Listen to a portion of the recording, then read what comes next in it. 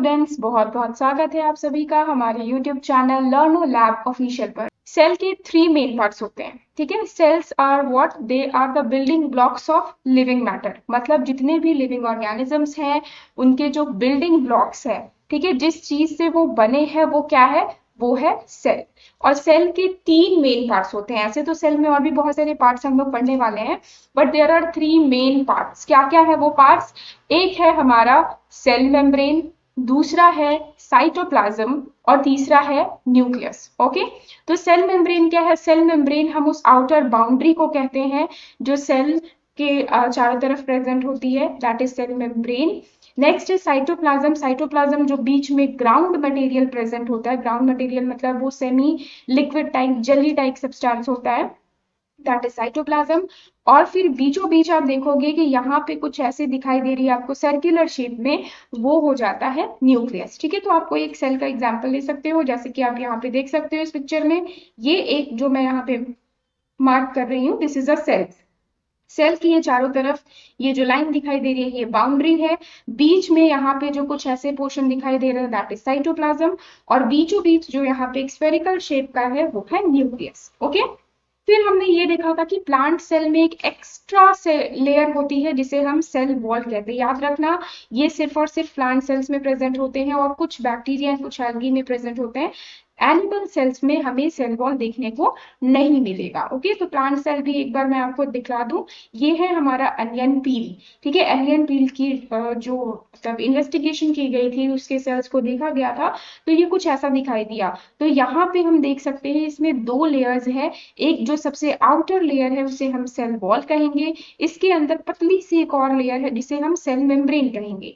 फिर बीच में जो मैटर प्रेजेंट है उसे हम साइटोप्लाज्म कहते हैं, और बीचों बीच ये जो पिंक कलर के स्फीयर्स दिखाई दे रहे हैं आपको, वो है न्यूक्लियस। ओके, तो होप आपको ये समझ में आ गया होगा। अब चलो मैं आगे बढ़ती हूँ अ स्टेप फर्दर। अब हम लोग सेल के अंदर के पार्ट्स के बारे में पढ़ेंगे।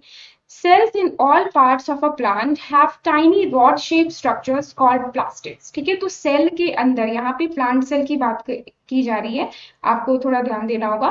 प्लांट सेल के अंदर ये कहा गया है कि कुछ रॉड शेप्ड स्ट्रक्चर्स होते हैं, ठीक है, जिन्हें हम क्या कहते हैं? जिन्हें हम कहते हैं plastids. Okay, some plastids like chloroplast contain chlorophyll. अब जो प्लास्टिड्स होते हैं ना वो डिफरेंट टाइप्स के होते हैं, ऑल्दो आपकी बुक में नहीं गिवन है बट मैं बता दूं, प्लास्टिड्स 3 टाइप्स के होते हैं। एक होते हैं क्रोमोप्लास्ट, दूसरा है क्लोरोप्लास्ट, और तीसरा होता है ल्यूकोप्लास्ट। ओके, तो इन तीनों में से अभी यहाँ पे बात की जा रही है क्लोरोप्लास्ट के बारे में। ठीक है, तो क्लोरोप्लास्ट क्या है? जो क्लोरोफिल कंटेन करता है। क्लोरोफिल तो आपने जरूर सुना होगा, फोटोसिंथेसिस में प्लांट्स को क्लोरोफिल रिक्वायर्ड होती है ताकि वो अपने फूड को प्रिपेयर कर सके। Okay, so which makes them green. अब प्लांट ग्रीन किसके वजह से होते हैं? तो प्लांट ग्रीन क्लोरोफिल की वजह से होते हैं। पहले तो ये बता दूं मैं कि ये जो क्लोरोप्लास्ट है ना, ये कुछ ऐसा आपको दिखाई देगा, ठीक है, और इसके ऊपर में ग्रीन पिगमेंट प्रेजेंट होती है, इसके चारों तरफ ग्रीन कलर से ये एक लेयर होती है जिसे हम क्लोरोफिल कहते हैं। Okay, and helps in photosynthesis. अब ये क्लोरोफिल जो है ये फोटोसिंथेसिस में हेल्प कर रहा है।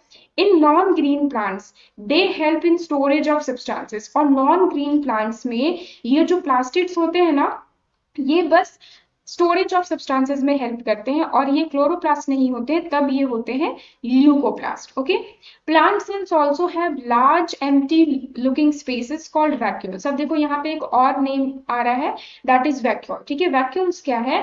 वैक्यूल्स ऐसे एम्प्टी स्पेसेस होते हैं, जैसे हमारे घर में एक स्टोर रूम होता है, ठीक है, उस स्टोर रूम में हम कहीं का भी कुछ भी सामान रख देते हैं। ओके, क्यों? ताकि वो स्टोर कर सके, हम अपने मेन लिविंग रूम में उसे नहीं रखकर हम उसे स्टोर रूम में रख देते हैं। तो सेम समझो ये सेल का स्टोर रूम है, ठीक है, जिसमें बहुत सारी चीजें स्टोर होती है। अब क्या क्या स्टोर हो सकती है? So this helps the plant cell to store important substances, get rid of waste and maintain the shape of this cell. तो अब इन वैक्यूल्स का काम क्या है? सबसे पहले तो ये इंपॉर्टेंट सब्सटेंस को स्टोर करता है, मतलब समझो फूड को स्टोर करता है, वाटर स्टोर करता है, ओके, कुछ गैसेस स्टोर करता है, और फिर साथ में गेट रिड ऑफ वेस्ट, मतलब ये दूसरे वैक्यूल्स में वेस्ट भी स्टोर कर रखता है। साथ में इसकी फंक्शन क्या होगी? ये शेप देता है सेल को। This gives strength and support to the plant, और इसके वजह से प्लांट को एक प्रॉपर शेप और प्रॉपर स्ट्रेंथ मिलती है, ठीक है, सपोर्ट मिलती है। इन एनिमल सेल्स, अब देखो एनिमल सेल्स की बात हो रही है, vacuoles are usually not present. Animal cell में वैक्यूल्स जनरली प्रेजेंट नहीं होते हैं।